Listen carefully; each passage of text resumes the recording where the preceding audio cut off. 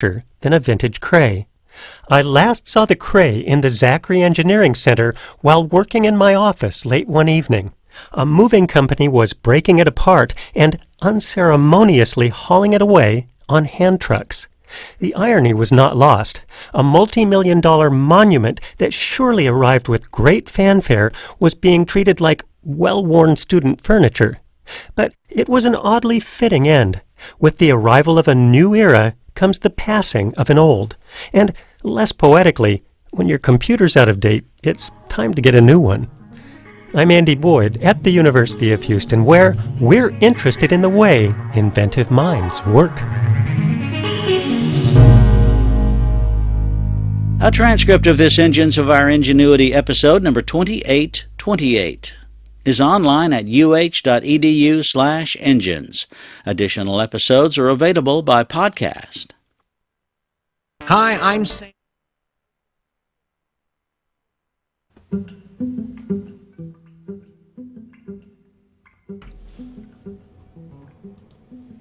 .851 KSJE. You're listening to the Scott Michlin Morning Program, and back in the studio with me is a guest who's been here before, but he's back as well to talk about something that he's been very involved with. Kirk Carpenter is here, the former superintendent for the Aztec School District. Mr. Carpenter, it's great to have you back in Studio A. Yeah, it's nice to be back in this chair, Scott. I had to ask for directions to get here because it's been a while. It's been a while, but when you were superintendent, we had regular visits, which I appreciate, and I miss sometimes. I think I just need to call you up some morning at 8 o'clock and talk to you on the phone about education. But that is still a big part of your life, and you are here to talk a little bit about school safety, which certainly you know a thing or two about, and you've been working tirelessly on that topic for a number of years. And so tell us kind of what you've been involved with. Well, I'm doing obviously some separate consulting. In fact, I visited with 3 school districts this week on safety and just presenting things to them. And really, when I go out and do that, it's like putting it in their context and letting them take information,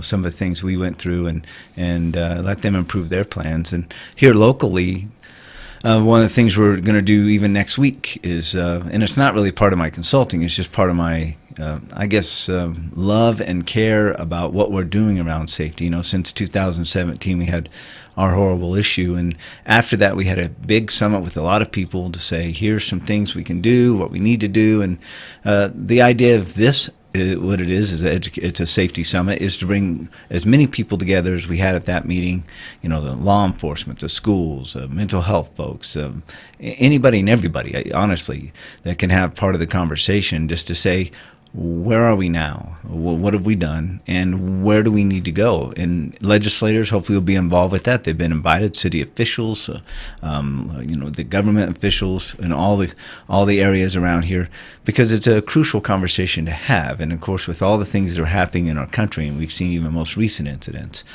San Juan County has always done a tremendous job, and all the schools are continuing to do that. They've done a great job. A lot of that under the leadership of Mike Mestis, the emergency management officer.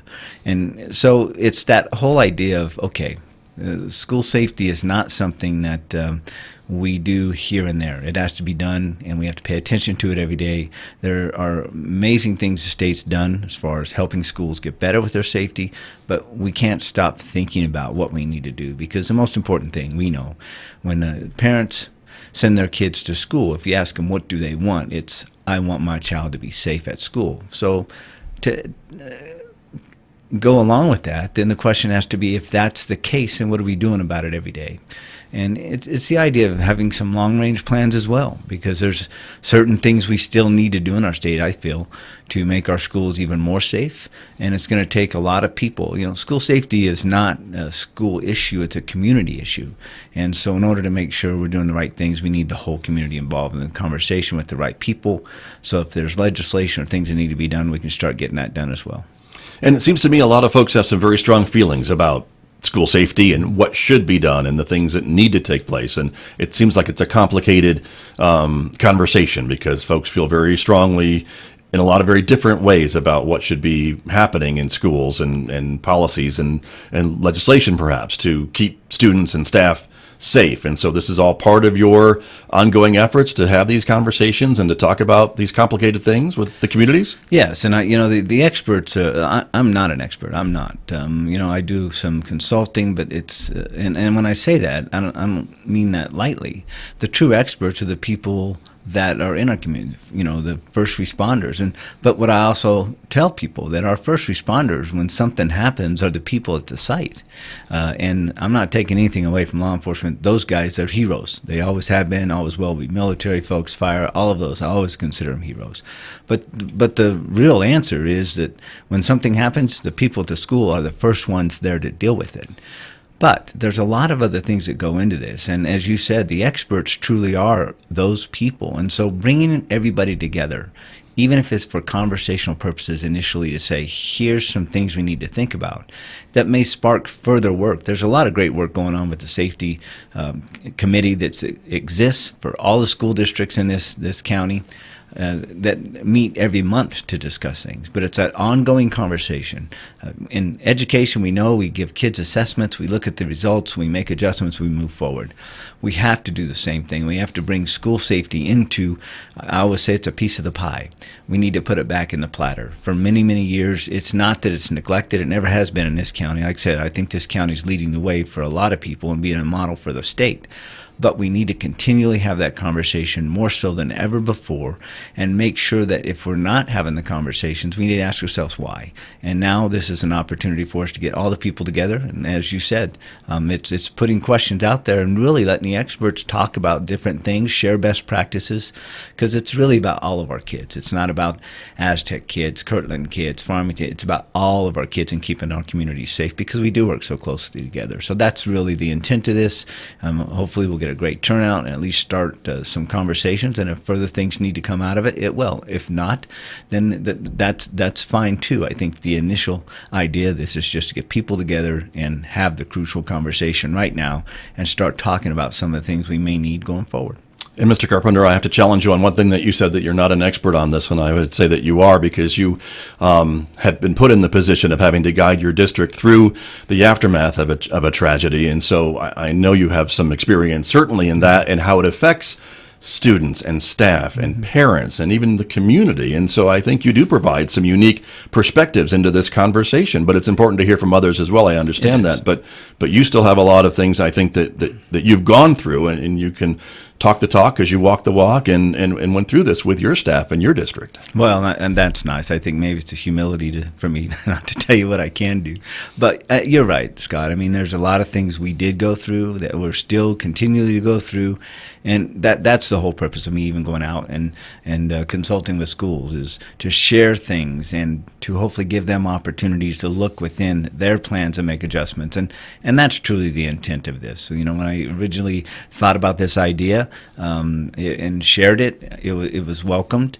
And again, it's not the agenda is very loose in many respects, but the whole purpose is to get the right people in the same room having these conversations, because there's a lot of great things that have already been done this year. I know Farmington's done some active shooter training. There's a lot of other schools that have added safety officers. It's that type of conversation to make sure we all understand what we're doing on those things, and it's that collaborative approach and the collaborative spirit that exists in this county. It makes it so great. So we just want to continue that, have this summit, and like I said, there are future things we may need, but we're going to need other people to help us with that. But unless we're having the conversations with those people in the room and hearing all the bits and pieces we need, it's going to be difficult to get done. So we're excited to see what happens with this summit, and I think it's a vote of confidence for this community of what's really happening around school safety, a lot of things.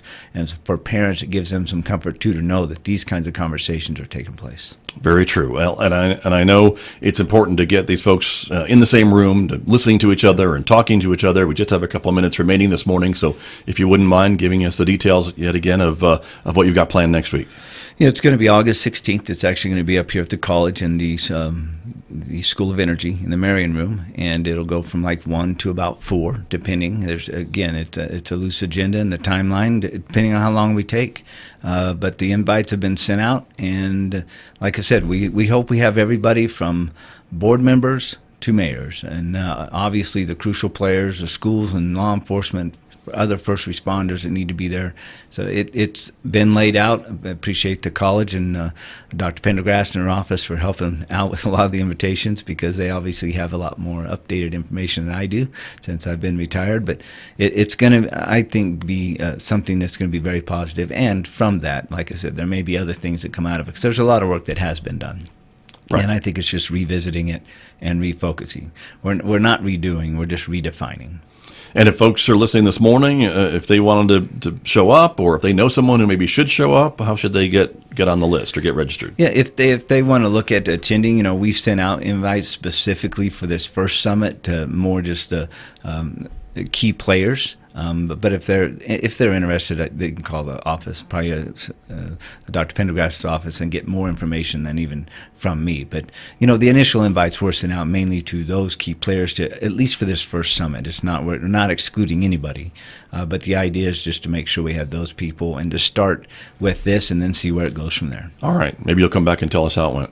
I would love to do that, and I look forward to the conversations. If we have one or have 100, I think that the initial conversation of doing this is important, and I'm hopeful that it's going to have a great turnout. Kirk Carpenter, thank you for coming in this morning. Thank you, Scott. Good to see you. Kirk Carpenter, too. My guest here on KSJE. Mind you, you're listening to the Four Corners only classical and jazz radio station, KSJE, Farmington, New Mexico, and now 103.3 in Durango, Colorado. KSJE, the information and cultural beacon of the Four Corners.